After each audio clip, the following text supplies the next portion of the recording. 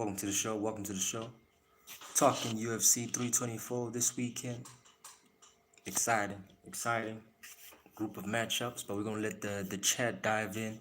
We'll give a few minutes for chat, few minutes for the chat. Stat card, people. It was a stat card until some people pulled out. You know.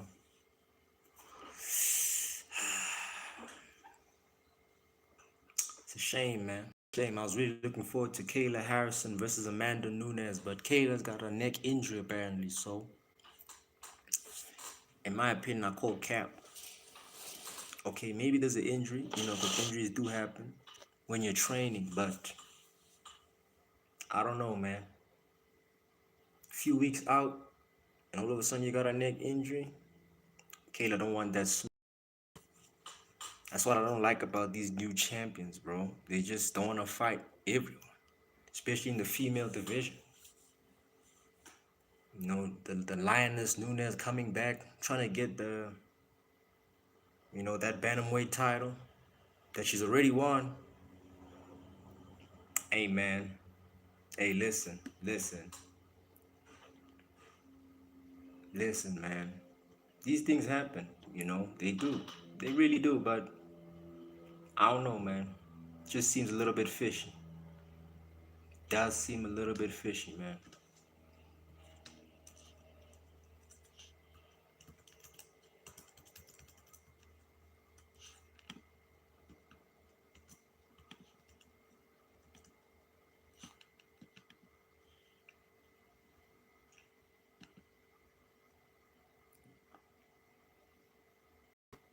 Like, Nunes was ready, man. Like, she's a two-time bantamweight champion, man. She kind of knew that Kayla doesn't have boxing or head movement. So my prediction for Nunes was that she was gonna knock out Kayla. That was my prediction. And Nunes, yeah, man. Of course, she was out for a while. The ring rust might have been a factor, but with her slick boxing and her footwork, it wouldn't have been a problem because a lot of UFC fighters in general don't have good footwork or slick boxing. Especially in the female division, man. Kayla's just a wrestler, jiu-jitsu fighter, not a boxer. Nunes is a straight up, brawler and a technical boxer. So it's a bad matchup for Kayla. It really is. It's a horrible matchup for Kayla. I guess we'll see, though. I guess we'll see what happens. Even Alex Caruso and Rosa Namajunas. Caruso pulling out as well. Injuries, I guess. Replaced by Silva. So we're gonna Karen Silva. I think that's her name, yeah. So we're gonna see, guys. Oh no, it's not Karen Silva. What's her first name? Natalia Silva, I think. Yeah, Natalia Silva. 13 wins, 5 wins by knockout, 7 wins by submission. She's on a 13-win streak, man. She's got 5 losses. She won against Alexa Caruso, so she definitely deserves a shot at the title, the flyweight title. But I don't really care about the women division, man. I'll be real with you. Valentino Shevchenko, pound for pound. Yeah, I can say that. She beat Zhang, so she is pound for pound at the moment.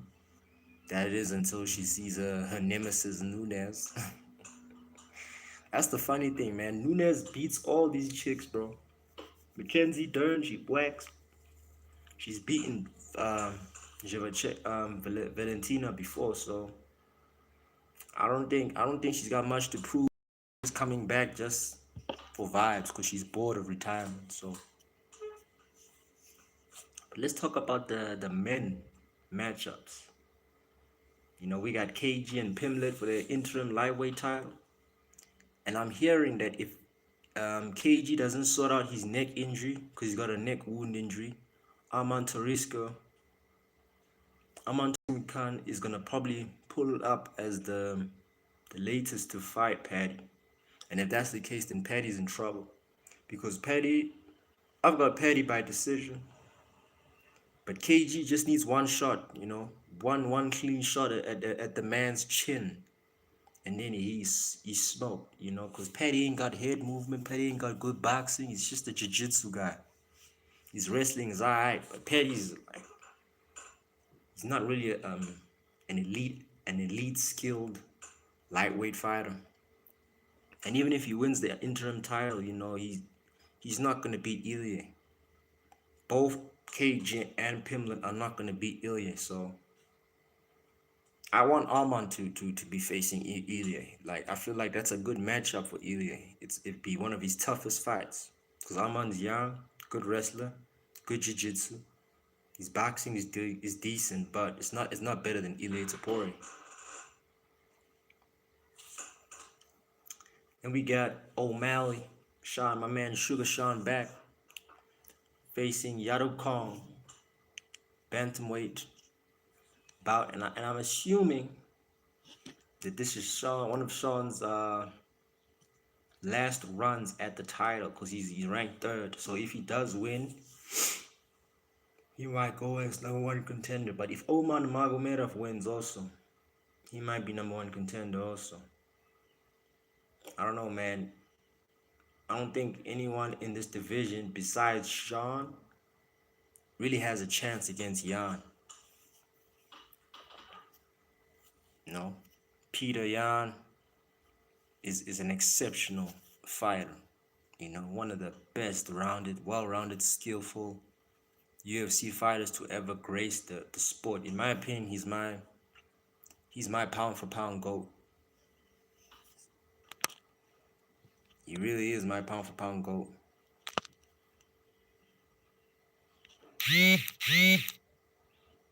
I would consider him the greatest of all time in the bantamweight division. Like he smokes Jose Aldo. Well, he smokes half of the GOATs in my opinion. I believe in that first fight against Sean O'Malley, he beat Sean. He had some problems with what's his name?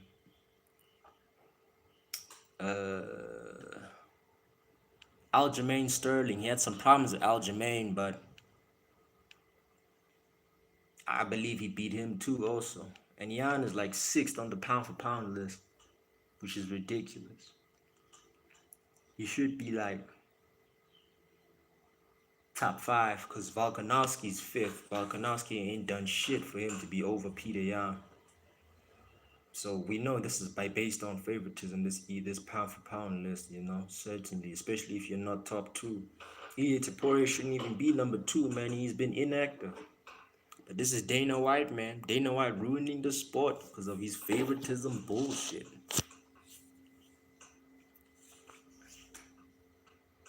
Whoop-de-doo, man. What up, Whoop-de-doo? Shout out to Whoop-de-doo, man, pulling up. Who's your picks for UFC 324, you Whoop-de-doo? Can you hear me first of all? If you can hear me, thumbs up, brother. Thumbs up if you can hear me, my brother. All right, Whoop-de-doo. Yes, sir. My man can't hear me. Man. Like the live, bro. Like the live. The only fight in the prelims that's interesting is Omar versus Figueiredo. Figueiredo's old, man. Very old. I'm surprised he's still fighting. But that I know why he's fighting, man. The UFC don't give the money like they usually do.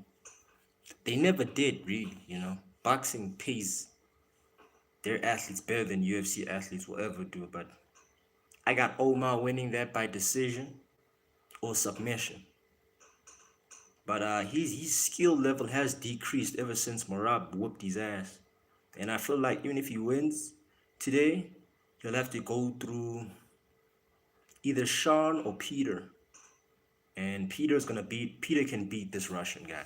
If Marab can beat Omar Nurmagomedov, I believe Peter Yan can.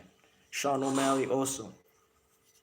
He will win today. He will win against Yado Kong. He definitely will.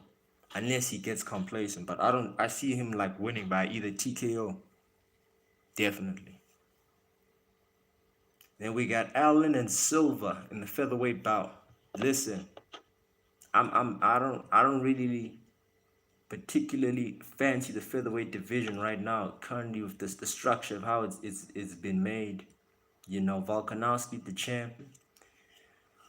Yeah, man, the featherweight division is just dead, bro. It's just dead, man. Like Volk and Diego Lopez doesn't really make sense. I really wanted to see Volk versus either Josh Emmett, you know, or even like Leron Murphy. You know, Leron Murphy deserves a title shot. Diego Lopez did not deserve a title shot. He did not. He just did not, man. And this featherweight division in the UFC, man, it's dying out, man. It's really dying out. As soon as Volk retires, that's the end of the featherweight division, man. Because he's the only main attractor. Aljamain Sterling, I don't think he's fit for the weight. He ain't had a good run in featherweight right now. So gotta go where you stream later today. That depends. That depends. Probably will, depending on the topic. But yeah.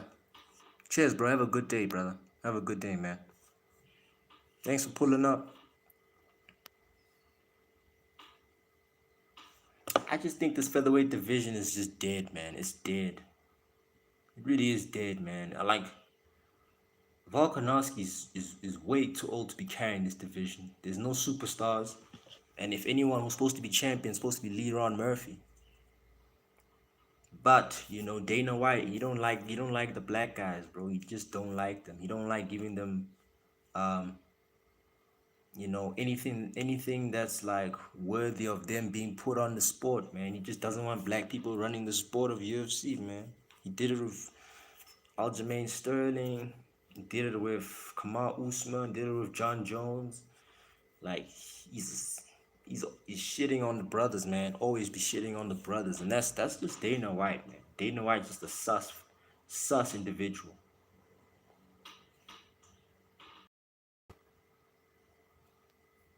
If Rose loses to Catherine Silva, that's the end of her career. I believe Rose is already on a decline in her career because you know she be fucking her coach and shit underage, and also like um her skill level hasn't improved in the last few fights. And man, she yeah, of course she's a former champion, but I don't think she'll ever compete for the title ever again. Acosta versus Lewis heavyweight bout. By the way, I've got Rose winning to Silva by decision,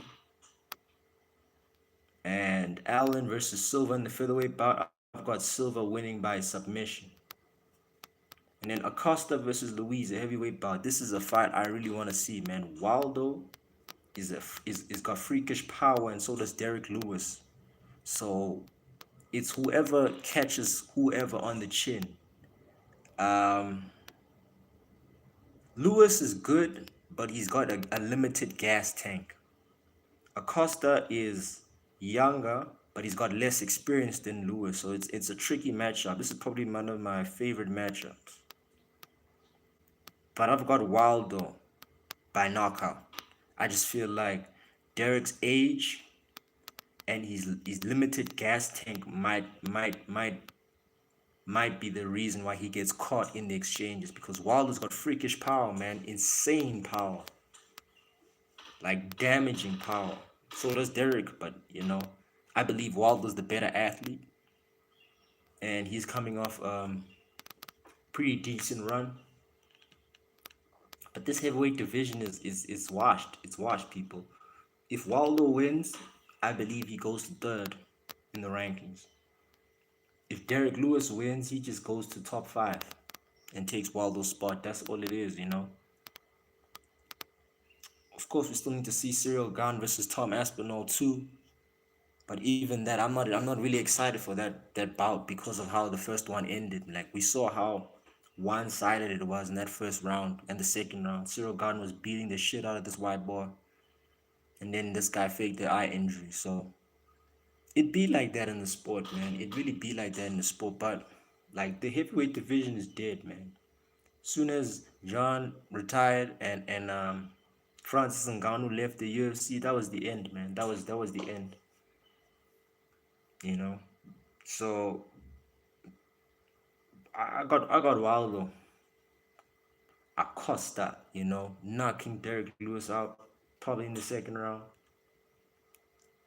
I believe he's faster, much more technical than Derek. Derek's experience might get him through the first two rounds, but I don't think his gas tank will be there in that third round because Waldo puts the pace, man, and he puts it on. He really does, man.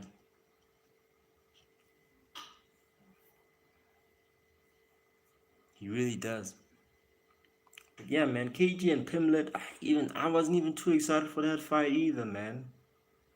Like, what is you doing fighting an old man? Why don't you fight Arman?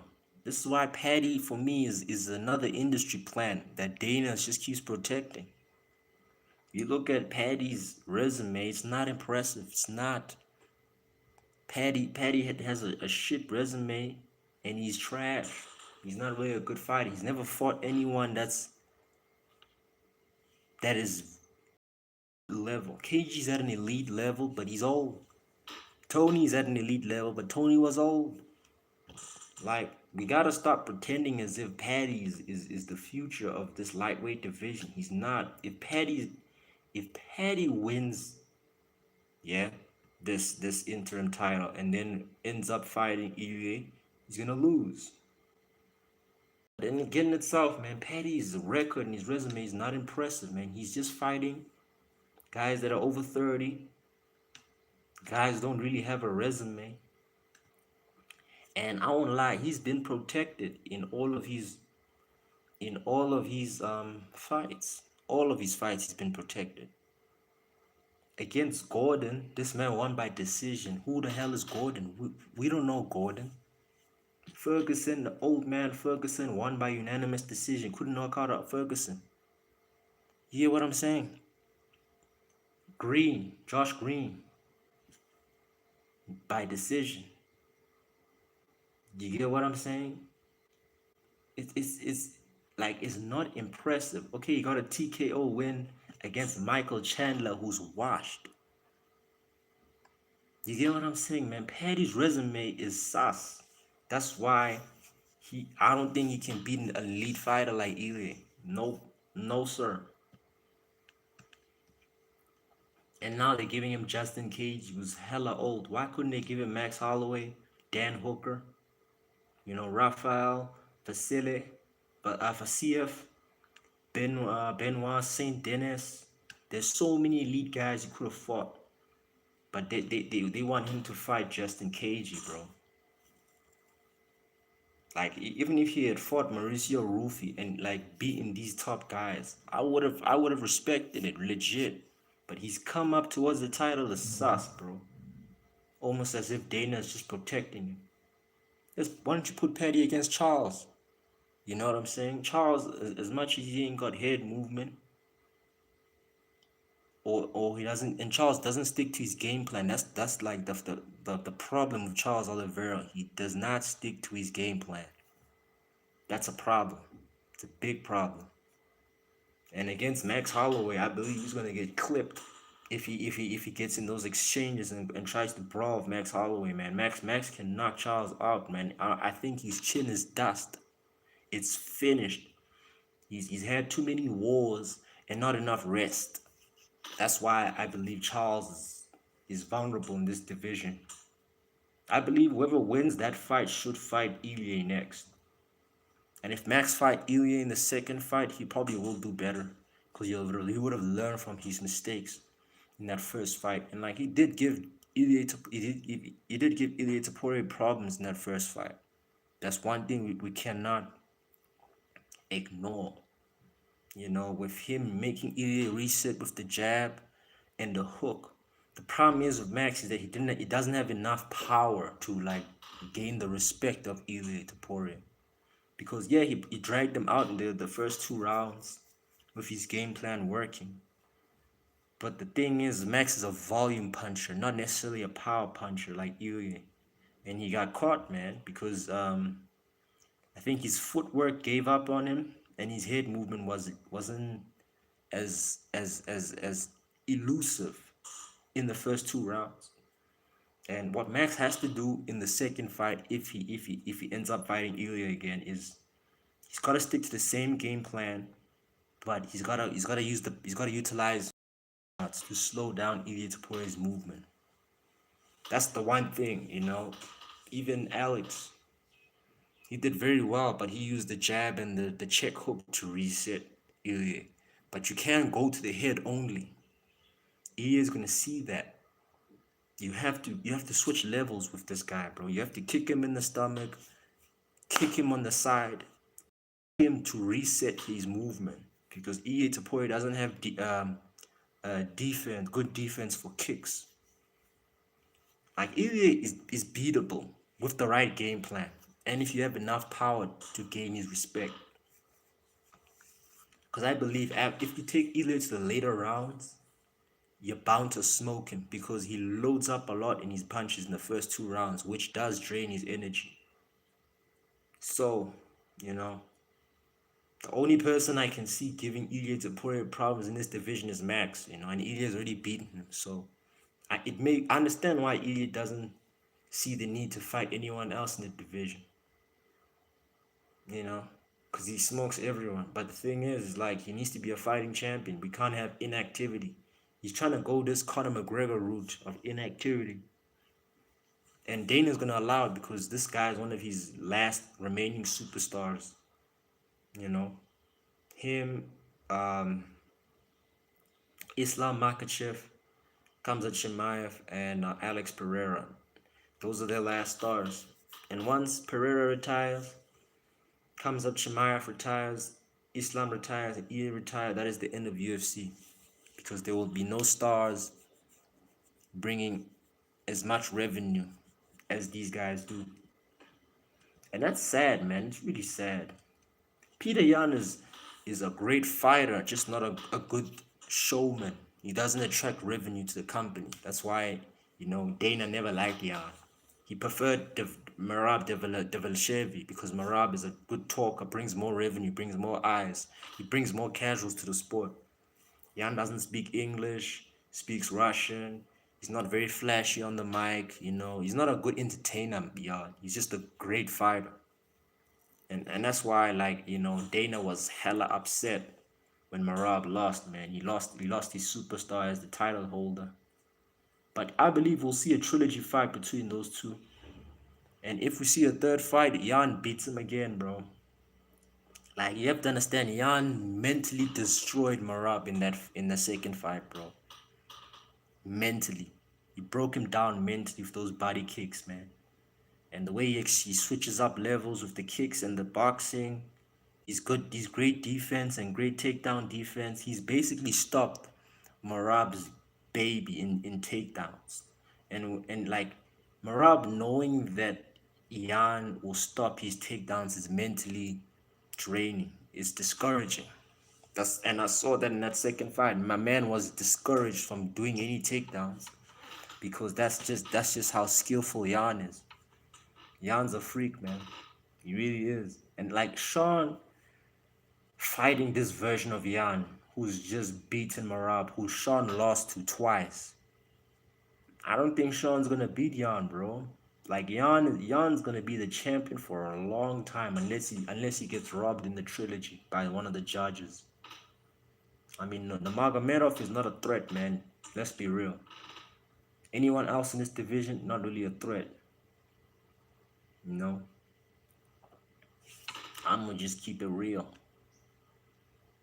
And honest to God, man, like when they took Nunes and Harrison out, the value of this card kind of dropped a little bit because people wanted to see Nunes in her return. But Harrison, she definitely played the long game. Like she wants to be 100% fighting Nunes, and I get that Nunes is gonna be her toughest opponent. But it's kind of shady that the champion pulls out because of a neck injury. That's what the opponent does.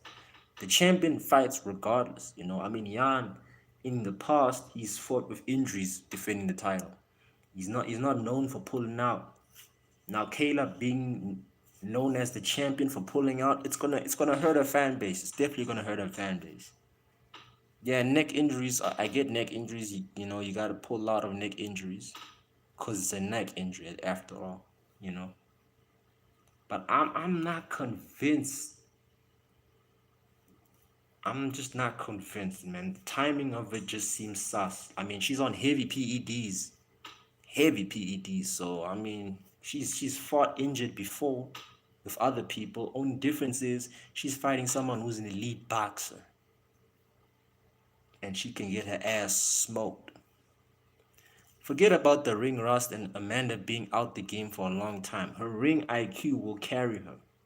Her experience alone fighting big fights against um, Valentina, fighting big fights against, um, Ronda Rousey, Holly Holm, you know, with Julia Pena. Those big fights will carry her. Kayla doesn't have those experience, doesn't have that big fight experience. Yes, Kayla's younger, the much more stronger athlete, probably faster, but skills pay the bills in fighting. And she knows. In fact, she doesn't realize this. She knows that she doesn't have enough skill to beat Amanda. So this is her buying time, bro. Really is buying her time. Because I really was pissed off when I just found out that she pulled out, because of a neck injury, which I think is fake. Because if you're on heavy PEDs and performance enhancement drugs, there's no injury you cannot fight on. I'm just saying, man, Kayla Harrison is on some heavy testosterone drugs and PEDs. You can see it, man. She don't even look like a natural woman. She don't. Like the drugs have completely demodified her body. She don't even look feminine at all, bro. So I'm not buying this neck injury shit. I'm not. Let me know in the comments, man. Let me know what you think, man. I'm just not buying this thing. For me, it's an excuse for her to pull out, but she's the champion. She should be stripped of the title if she's pulling out of a big fight like this, because she's costing Dana money doing this shit. But Dana likes her, man. You see, Dana, if a black person did this shit, Dana's is stripping them of the title. If Dana don't like you and you're pulling out of fights like this, you're getting stripped of the title. Listen, John Jones got stripped of the title because of failing a drug test. Yes. We've just seen Kayla Harrison getting pulling out of a last minute fight, a last big money fight. She's not being stripped of the title. We saw Conor McGregor break multiple rules when he broke that bus with Khabib. Didn't get stripped of the title. You get what I'm saying? We've seen Dana cover up his favorites and not punish them at all. Because that's how Dana goes, man. Like Dana White will always protect his favorites and ditch people he doesn't like to the shelf. Because Derek Lewis should have had a title fight long time ago. Long time ago. Especially in his prime. But he was robbed by Dana White, because Dana White doesn't like the black fighters, guys. He just don't. He's a white supremacist, a known white supremacist who beat his wife, bro. He's been beating his wife, but we're still shitting on John Jones for beating his wife. And yeah, no, listen, we don't condone violence against women. But it's pretty shady how the UFC fan base is very picky over John Jones when the head chairman himself does the same shit. This selective favoritism is what's destroying the organization. It's what's been destroying the organization. Because how else are you gonna make Conor McGregor still featherweight champion for like a good few years, and he wasn't active in the featherweight division? This guy was trying to fight Nate Diaz in the welterweight division. fighting Eddie in the lightweight division, not having to defend his title, man. Dana has favorites. I'm just gonna tell it clean, man. Because Kayla should have been stripped of the title, and Amanda Nunes should have fought whoever was behind Kayla for the vacant bantamweight title. That way, your money is not being lost because your big name in Amanda Nunes was a heavy draw in this card, and now the card is devalued. It's not even valuable anymore. You know, it really isn't, man. All right, I'm gonna repeat my picks for this for this card. So I got Costa knocking out Lewis, probably second round. I got Rose by decision against Silva. I got Silva and Allen, Silva by submission. Nurmagomedov and Frigado. I got Nurmagomedov by decision or submission. Probably by decision, yeah, because Frigado's jiu-jitsu is pretty decent. I got O'Malley by either knockout or decision against Yadakong. I had Nunes by knockout against Kayla Harrison, probably in the second round, but we're not going to see that yet. And I've got Paddy by decision, but it's a big if. If Justin can catch him in the first early rounds, Paddy's in trouble. Is definitely in trouble, but I think because Paddy's been more active and is the better athlete than Justin. Justin's a bit old. I think he'll win by decision. I don't see Paddy knocking Justin out. I don't see Paddy submitting Justin. His skill level ain't that good enough. But yeah, those are my picks for UFC 324. Those are my picks.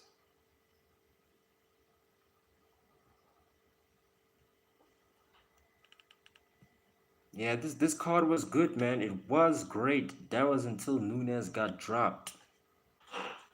Then the value of it declined. Definitely declined. Because really, the people who really care about is KG and Pimlet O'Malley and the Cortez and Lewis fight, and then maybe the Nagomedov fight. But the rest, I don't really care about, man. Everybody's a bunch of nobodies who don't bring entertainment value to the sport. And that's the UFC. The UFC is built on entertainment value. That's what Conor did. That's what John Jones did. Like those are their only two stars, man. Khabib is a star, but he didn't bring enough entertainment value the way those two guys I just mentioned. And the ratings are down. Like the UFC ratings have been down for a while, people, for a minute. And they're really hoping that the White House card can uplift their potential losses. It's really sad, man. It's really sad. But at the same time, UFC Dana doesn't pay their fighters. He doesn't. So he can never attract big names to the organization because he's very stingy with his money. He got very lucky when he got John Jones and Conor, but he pushed Conor more than he pushed John Jones. And I'm convinced that John Jones is a much more better fighter than Conor McGregor. But because Conor has entertained and brought more eyes to he brought more casual eyes to the sport.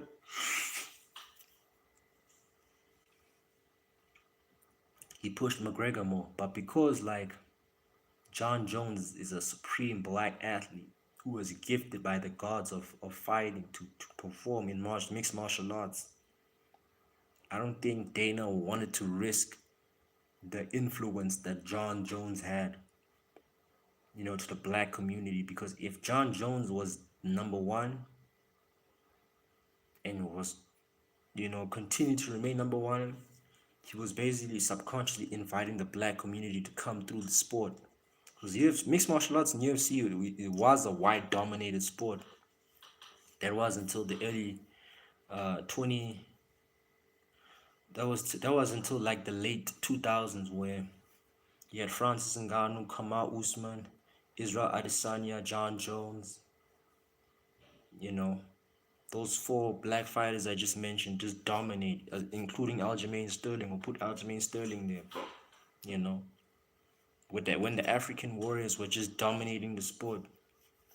You know, Dana didn't like that. He just didn't like that, man. He really didn't like that, and that's why he made Izzy fight the people he fought. He made I mean Anderson Silva. You know, like he's put tough opponents in front of the black fighters, and the black fighters have smoked them all out. But with Conor McGregor, with Tom Aspinall, with Paddy Pimblett, Sean O'Malley, even he's just put a whole bunch of scrubs in front of them, and they've just smoked out all the scrubs. You know, it's really mind-boggling how the favoritism is clear, but these UFC fans don't want to admit it. They just don't admit that their boy is shady. They don't want to.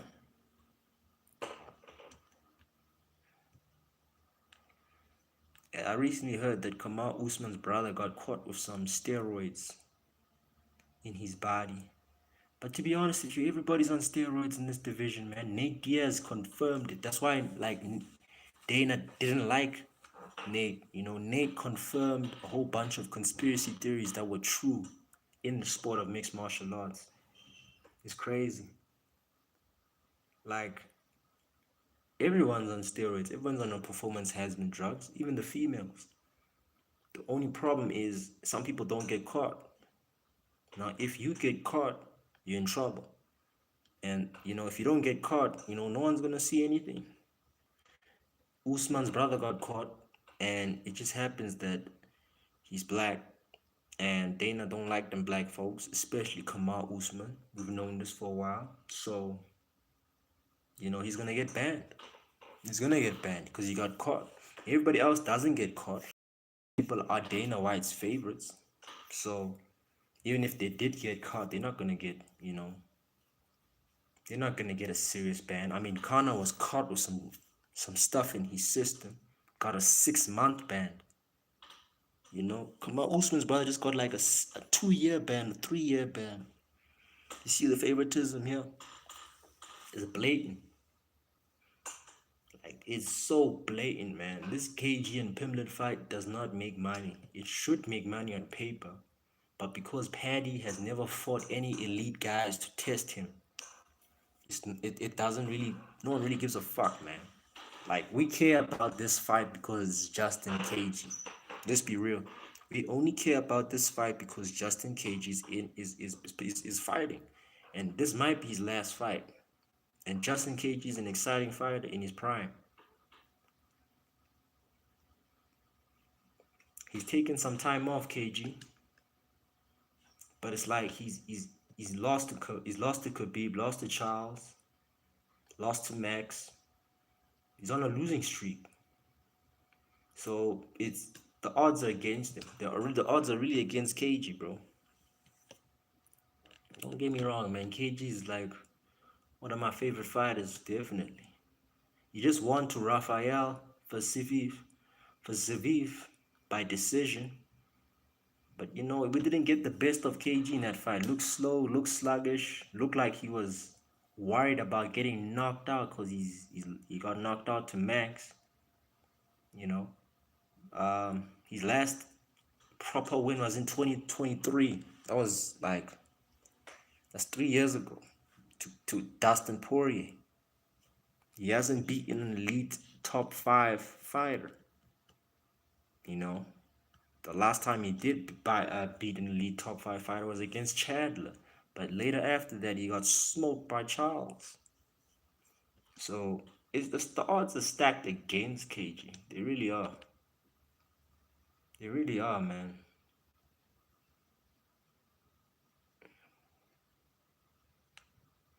Let's hope he gains some confidence beating Rafael so that he can beat Paddy. But I just don't see it, man. I just see him like, if he can clip Paddy early, then he has a chance. But if the fight goes on to the later rounds, the judges are gonna give it to Paddy. They're just gonna give it to Paddy, man. The judges are like, they got that favoritism also, man. And like I want Justin to win, but even if he wins, he's not gonna beat either. He's not. He wins, he's gonna be a two-time interim champion. Like that means nothing. The interim belt means nothing in itself. It's just a fake belt for the number one contender to fight for the real belt. No one really cares about the interim belt until that's the thing. That's the crazy thing. No one really cared about interim belt until Conor McGregor won it. You see, that was it. That was the only time anyone cared about the interim belt. It was only when Conor McGregor won it. He kind of lifted the value of interim belt, even when it never had any value. So now these two elite fighters are fighting for a belt that has no value, zero value, to fight a champion who's inactive. You see, this is the end of the UFC, guys. Like the narrative I just mentioned to you is the reason why this company is dying. I swear to God, and favoritism. Another reason why this country's this company is dying, because the guys who are supposed to and who are well deserving of a title shot don't even get a title shot. That's what's crazy.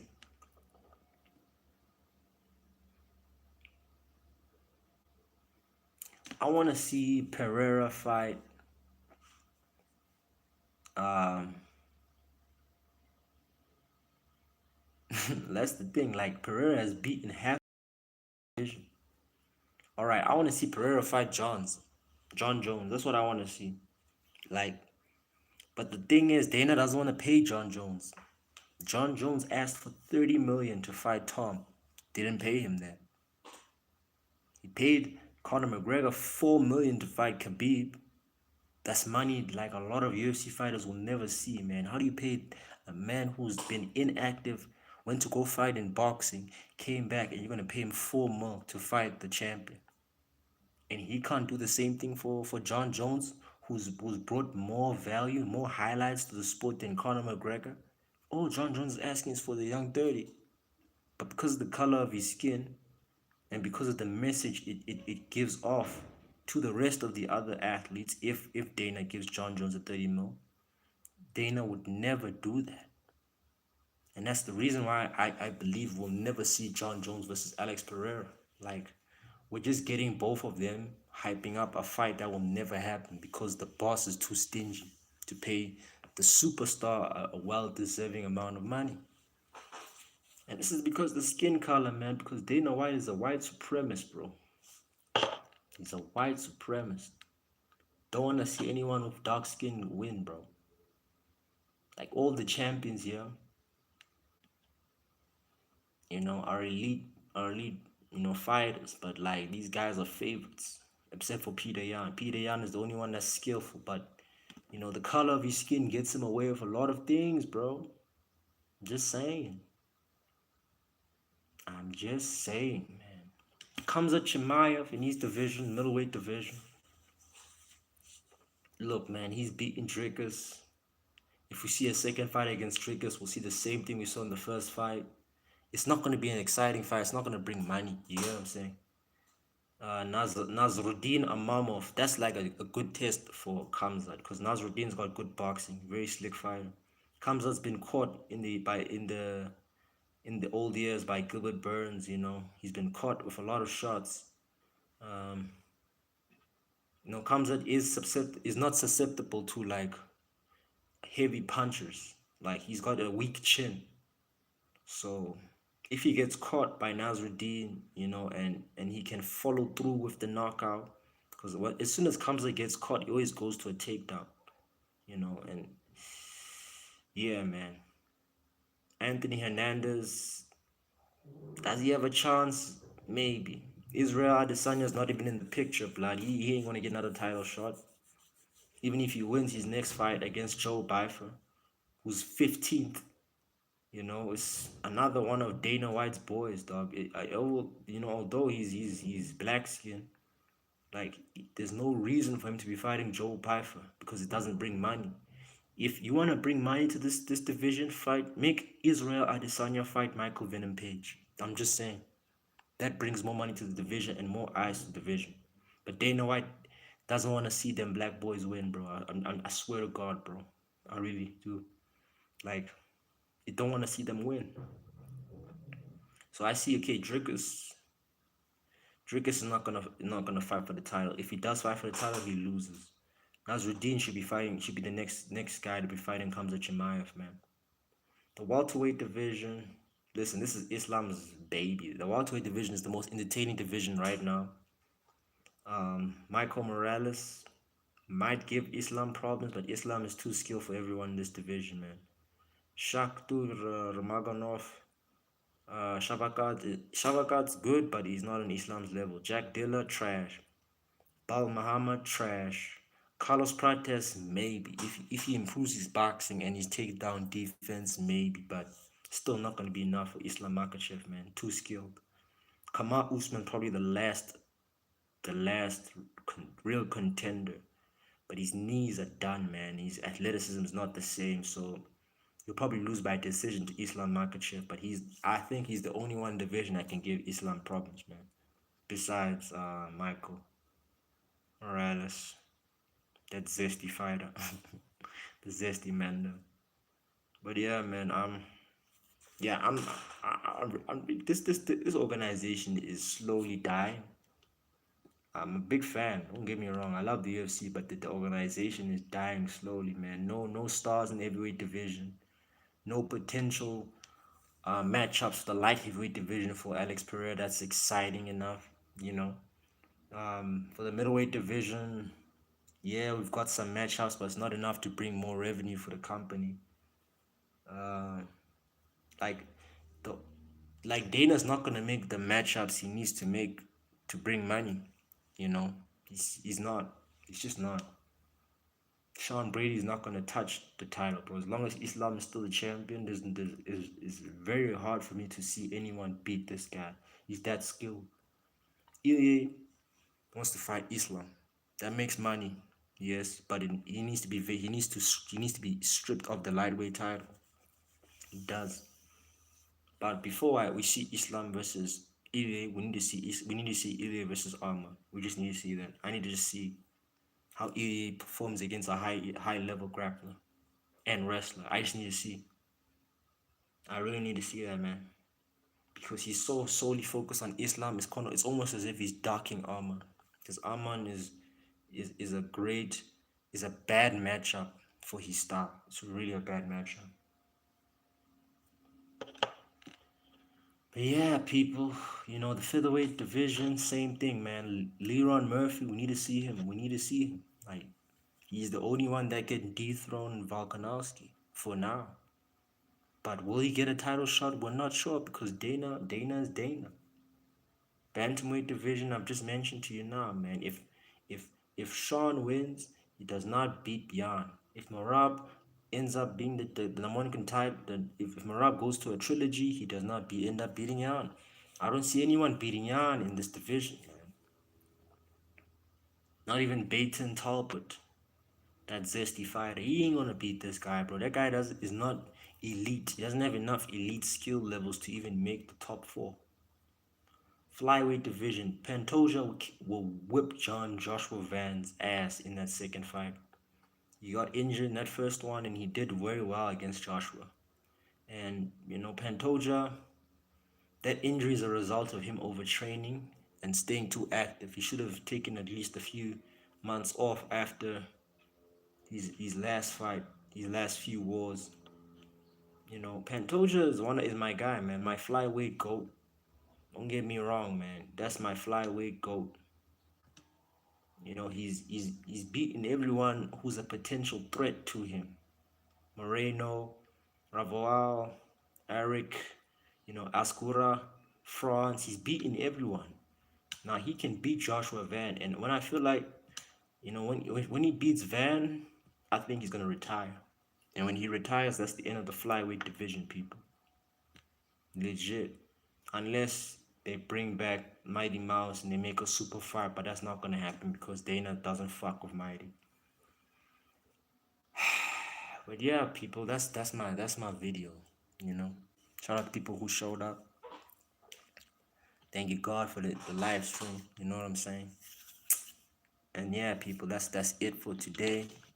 Bless up, like and subscribe. May God bless you in whatever it is you want to do in this year.